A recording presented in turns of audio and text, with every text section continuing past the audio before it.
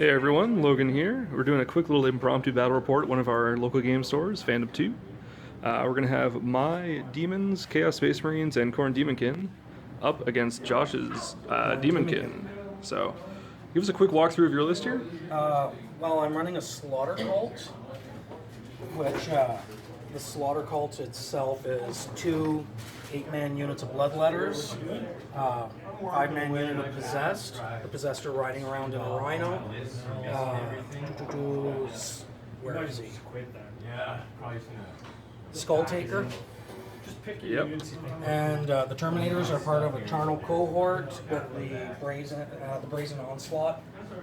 And dogs. You missing something here? Yes, I was looking for him. And a big unit of dogs here, right? Big unit of dogs, along with 3 bikers to give it the court back. Excellent. All right, and he's going to be going up against my list here. We've got Fate Weaver as my warlord. We've got a Herald of Tzeentch on a disc with an Exalted Gift for Grimoire. 6 Screamers, 11 Pink Horrors, 10 Plague Bearers. And then into the KDK, we've got a Herald on a Juggernaut with the Exalted Locus of Wrath, whichever one gives Hatred, and a Juggernaut. For the troops for that, we've got 8-man unit of Cultists, and then we've got a unit of 10 Dogs, and then we're on to the Cabal. So we've got three Sorcerers on bikes. They've got the 5-up Invulnerable save, Spell Familiars, and they all have Force Axes. So we're going to be playing Big Guns Never Tire, straight out of the rulebook. I don't think we're really doing any comp. Just a friendly game, so should be good. Right now, Josh has the option to deploy first, which he's doing, so he'll get to choose. So we'll do a quick recap after deployment's done and get going into the game. All right, we're here after deployment. So on Josh's side, we got Blood Crushers, we've got the Possessed, the Dogs, Berserkers, and the Bikes. Yep. Everything else is deep striking? Everything else is deep striking, Terminators, Bloodletters, and other Blood. All right, sounds good. On my side here, we've got the Horrors and the Ruins. We've got the Screamer Star back here. Fate Weaver's chilling because there's not much shooting to worry about. And then we've got the bigger unit here. It's hanging out. Everything's in there. In reserves, we've got the Plague Bearers who are going to deep strike, and we've got the Cultists who are going to walk on. So Josh is giving me first turn, so we're going to do our scout moves and then be back at the bottom of my turn 1. Here at the end of my turn 1, we moved the dogs. So Josh scouted his dogs up towards the middle, so I moved my dogs up so we have a 7-inch charge on them. Moved the Screamers just over to here, just to Grimoire the dog units, keep them out of range of the Blood Crushers, but still be in a position to hopefully do something. Fatey is up in the sky, and the Heralds are just chilling in the ruins here. Anyway, the dogs made the charge. We got a whole bunch of powers off on them. We got invisibility, force, endurance, and warp speed. With that, I think we killed, what, 7, 8 dogs? Something like that. Yeah, a bunch of dogs. 5, 6, 7. 7 dogs. I took 1 wound on 1 dog in return. Invisibility is pretty crazy uncomped, but anyway, the hatred from the Herald really helped, so that was cool. So with that, we are going to go into Demonkin turn 1. End of Demonkin turn 1. Had some Blood Crushers join the combat here, coming up the flank. The Possessed and the Berserkers both got out of their Rhinos to set themselves up for charge next turn, because I couldn't kill this whole unit, or both the units I should say, which is good, so it pins me there, so Josh can get some charges against me. Yeah, that's what I'm hoping. Yeah, so we got those guys over there, just circling around, trying to jump in on this unit. Things have been going pretty well because of crazy amounts of buffs, so I've only taken, I think, 2 wounds total. So, and the dog unit for you is down to 3 dogs, 2 Blood Crushers left. But yeah, there's a whole lot of hurt coming in next turn. So we'll see where that goes. Past that, we're going to go into the too many things to talk about, so my turn 2. Yes. All right, we're here at the end of my turn 2. We just moved the Screamers up a little bit. Moved Fate Weaver up. Horrors and Cultists, I should say the Cultists came on and ran up into the ruins. The Pink Horrors just hanging out in the ruins here. Brought these Plague Bearers in deep strike just to sort of be a distraction and try to get this objective if they live through the turn. The cluster in the middle continues. Things are getting whittled away though. For the psychic phase, we had the whole whack of powers off again. Fate Weaver used his beam power, got strength 9, hit a possessed, a blood crusher, and the rhino, and rolled 1s to wound against the possessed and the blood crusher, and glanced the rhino, so not great, not bad. Warp Storm, on the other hand, killed 3 of the possessed, and then the Screamers turbo boosted over them, moved back, and killed another 2. So 1 possessed left to hop into that combat. Oh, we also got Vortex of Doom off over here. Killed a Skull Crusher, so we'll see where that scatters. Could be interesting, could just go away, we'll see. As for this combat, there is 1 dog and 1 blood crusher left for Josh, so that may come to an end pretty soon, but those berserkers can do some damage if they can get through Invis. With that, we'll be back at the end of Josh's turn 2. Here at the end of turn 2, we had some blood crushers come in from reserves.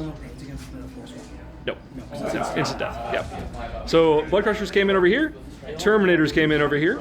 2 units of bloodletters also tried to come there before them. One of them paralyzed and is now chilling in the corner. The other paralyzed and is in ongoing reserves over there. Yes, just on the other side of the table there. For the combats, no wounds taken on my side. Killed off 5 berserkers, 7 berserkers, something like that. That was it. So we got a lot of hurt that's going to come this way pretty soon. So we'll see what we can do in this turn. Hopefully some flicker fires will whittle stuff down. But remains to be seen.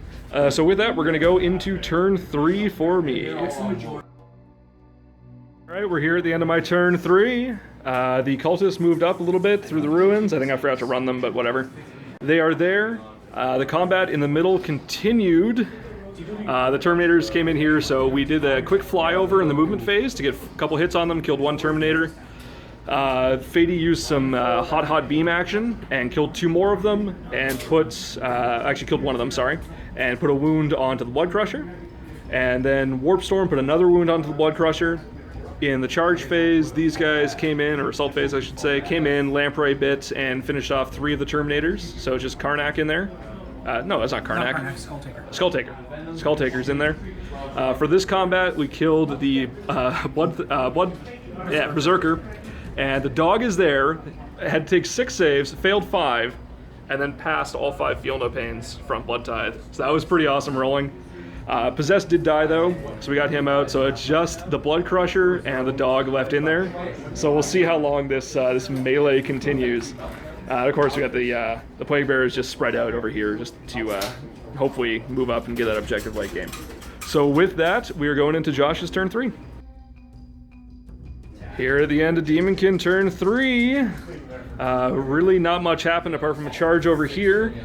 So the Blood Crusher came into the Screamers, who are booked Grimmed this turn, yeah, so they're 3 up, rerolling 1s. Managed to do 1 wound to a Screamer. Karnak unfortunately did not do, I keep calling him Karnak, Skulltaker. Didn't do anything, hit everything, wounded everything, but I passed all my saves on that. In return, the Lamprey Bites finished him off, because apparently he's only 2 wounds, which is, yeah, a little rough. 100 points, 2 wounds. Yeah, at least he's cheap. Yeah. Anyway, so he's down, so I'm up to 5 Blood Tithe now. 7. You're at 7. There you go, there you go. For the Apothos. Nice. So anyway, finished off the rest of the combat here. Blood Crusher went down to the Herald, and then the dogs finished off the other dog. So we got a 1-inch consolidate there. This combat's still going against the Blood Crusher, and with that, we're going to go into my turn 4. We're here at the end of my turn 4, which we've called for the end of the game. The dog unit basically careened through everything in Death Star style. A little better than the last game I played with them, where they all died to a single Dread Knight. But I also forgot a bunch of my special rolls. The Herald is a way better choice than the Chaos Lord in this, I think. But I can see how it can fall apart pretty fast against some units. Like, we got stuck there for a long time with the Fearless in the middle. So, anyway, it was pretty fun. Yeah, so the last turn, these guys came over, killed the Blood Crusher. My cultists moved up, ran 1 inch, but they'd be able to get to that objective next turn. Over here, Screamers have this objective, Pink Horrors have this objective, and we've got the Plague Bearers on that objective over there. These guys multi-charged the Rhino and the unit of bikes, popped them both. Fady hopped down to the ground and tried to beam stuff, but did nothing again. So with that, we're at the end of the game. Thank you for joining us for this, and Josh, thanks for a really fun game. Great game.